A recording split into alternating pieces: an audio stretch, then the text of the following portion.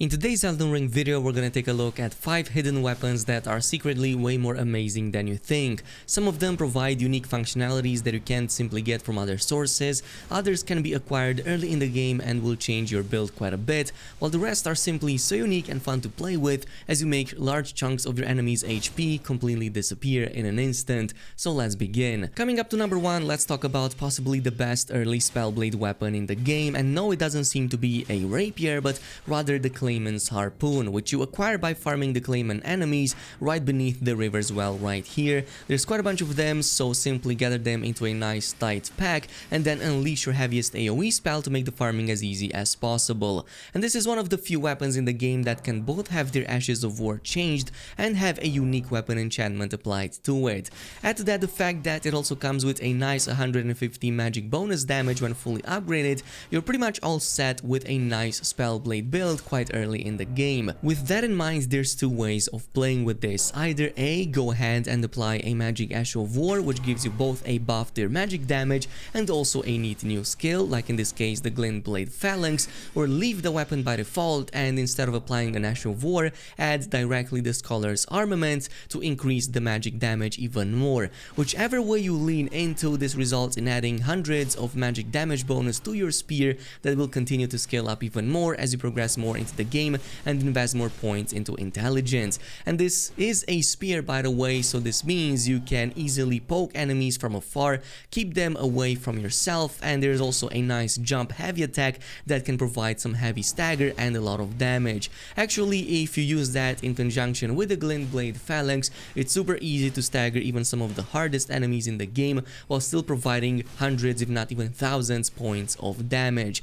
The major downside with this weapon is that it only comes with a descaling into intelligence, or B if you add magic Ash of War, which means later in the game is going to have a hard time keeping up with some of the other more powerful weapons that you might find in the game. Still, it remains an amazing option early and mid game. Which also brings us to number 2, let's talk about the Antspur Rapier. You acquired this from a Raze, an invader you can find in the fields just west of the shaded castle in the middle of a bunch of broken statues. It's one of the few weapons in the game that can have multiple passive effects on it at the very same time. Now by default, this weapon comes with a Scarlet Rot build-up of 55, which in itself is already quite amazing, but you can actually add other affinities on top of it without replacing it. Well, with the exception of Frost, which does replace it, but everything else will stack with it and will work with having two affinities on the same weapon at the same time. Take Seppuku for example on a high arcane build.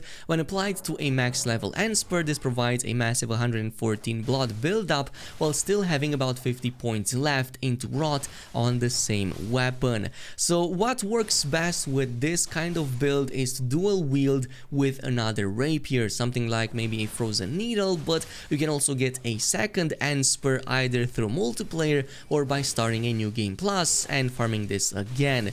Doing this will let you wield two Antspurs at the same time, which brings your typical bleed build to a whole new level that I'm not sure most people are even aware of. So power stancing two Rapiers and then using an L1 attack while jumping lets your character perform 4 swift attacks very quickly that immediately cause blood buildup on any enemy they land on. That's why I love so much having these two Rapiers right here. I can just apply the two Seppukus to them and then also have the Rot buildup, and literally with the fast 4 attacks on the jump L1 you can make most enemies just explode and then explode again with a ton of bleed buildup, and also have the Rot like doing its damage over time in the background. Overall, I think that this is way better than most of the katana combos in the game, at least to Ochigatanas, and well, it's probably going to be better than some of the other options in the game while having all of these right here. So test it out, let me know what you think, but I think it's totally bonkers how amazing this setup is. Moving on to number 3, let's talk about the Treespear, which is another unique weapon in the sense that this is possibly the only one in the game that both has a buff Ash of War and can also be further buffed with another enchantment or a grease to it. You get this from a caravan chest relatively early in the game, pretty much here in the shores of Liurnia. Simply head over east of the spawn point and use the wind to reach the southeast road, and then just follow it further south until you reach the caravan holding the weapon. In most of the cases of weapons having magical Ashes of War that that buff up damage, you can't normally apply any other enchant armaments like Order Blade or Electrify armaments or pretty much anything else. Well, in the case of this one, it's totally possible. So you can first start increasing your weapon damage by 10% using the weapon special, then follow up with something like the Order Blade to further buff that holy damage, and finally finish things off with something like the Golden Vow, which further provides increased attack power and defenses. And this is the setup that you can use with pretty much any paladin sort of build in the game to increase the damage on the weapon by about like 45 to 50% between these three buffs. And as I've said, you don't override them. The only thing you have to keep in mind is that you need to start with the weapon special first, so that would be the Ash of War, and then follow up with the armament enchant, otherwise it gets overridden.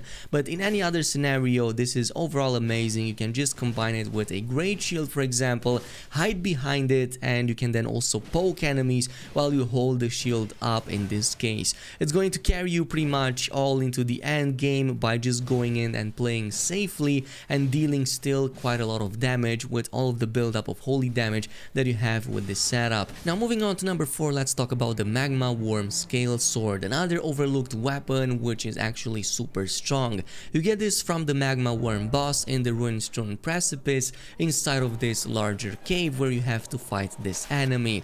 This is a heavier weapon, but it does come with a unique ability, which is the Magma Guillotine, dealing like tons of damage and also leaving a trail of magma at the point of impact. Now this is going to be a heavier weapon. It comes with a B scaling in strength and faith once fully leveled, but your main source of damage, as I've said, will be that unique skill, which is the Magma Guillotine. Now basically it's going to be similar to the way the boss uses this against you, but you can actually buff up the fire damage component on it to deal thousands and thousands of damage. In this case, Flame, Grant Me Strength and Golden Vow provide roughly 40% damage increase between these two and a massive boost to your fire skills in this case. So with this setup, you can just go ahead in any fight and then press L2 on the controller or the equivalent on the keyboard and mouse and just begin that Magma Guillotine jump, which will lay out thousands of damage on any enemy. It doesn't matter if it's large or small, the weapon will almost always hit as long as you are within reach,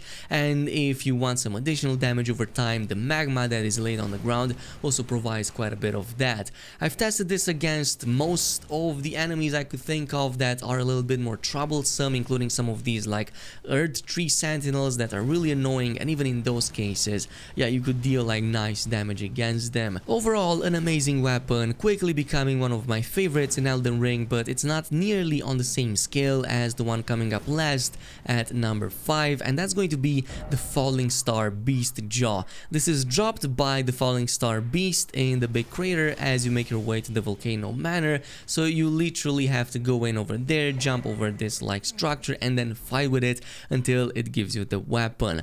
Now this is going to be destined for strength users that also like having some points into intelligence to maybe cast some additional spells. So that would be about 34 points into strength, 12 in dexterity and 20 in intelligence, but even just meeting these minimum requirements is enough to take full advantage of the amazing damage and versatility that this weapon has. So you don't just get access to melee combat but also ranged combat with it, as you get access to a special skill called Gravity Bolt. In this case, you're essentially summoning a kind of like structure of rock from the ground or beneath the enemy that impales it and deals very high damage and stagger. Literally it takes no more than a few hits to fully stagger any target. It has amazing tracking, most enemies can't even dodge it in time since it's almost instant, and the cast on it initially is also quite fast, which leaves a lot of room to just spam it. Even with a few points in intelligence, it doesn't seem to have a high mana cost, so you can just cast it from afar, and if enemies get close to you,